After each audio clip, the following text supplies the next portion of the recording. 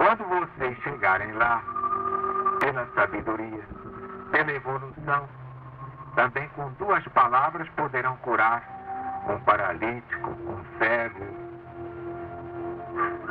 um obsidiado. Porque Jesus disse, tudo o que eu fiz, vós podereis fazer e mais ainda. Eu já vou para o Pai. O cachorro está acompanhando as lições, está concordando lá. Mas para herdar o poder de Deus, dá de acordo. Jesus mostra que sem aquela fé que ele sempre teve no Pai, ninguém vai fazer o que Jesus fez. Aquele que não se tornar criança não poderá entrar no reino de Deus. Que a dúvida ofende a Deus. Porque se eu prometo uma coisa que está em mim fazer, a pessoa duvida, eu vou gostar? Posso gostar? Vocês gostam? Que seus filhos duvidem de vocês? E Deus vai gostar? Temos que ter a credulidade das crianças que dizem, mamãe, eu quero um sorvete.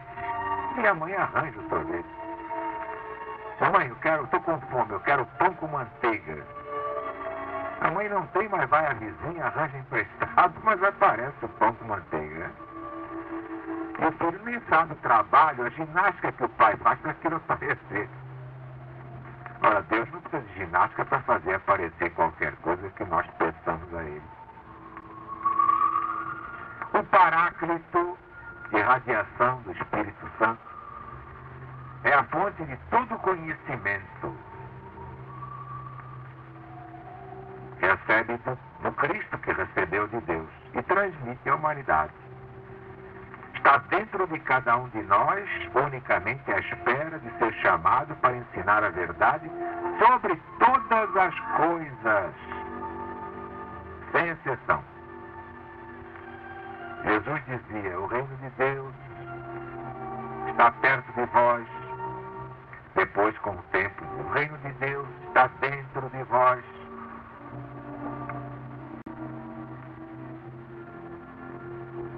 Conhecereis a verdade e a verdade vos libertará. De quê? De tudo. Inclusive da ânsia, da pressa, da aprovação, do medo, do dia do amanhã, medo da doença, medo da morte, medo da pobreza. Você passa a dominar tudo. De agitado, nervoso, atrabiliário, você passa a ser equilibrado, sereno, imperturbável.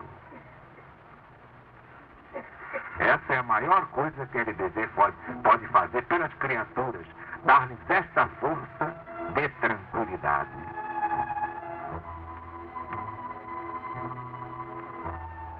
Quem atingiu esse conhecimento não se deixa mais irritar, alucinar.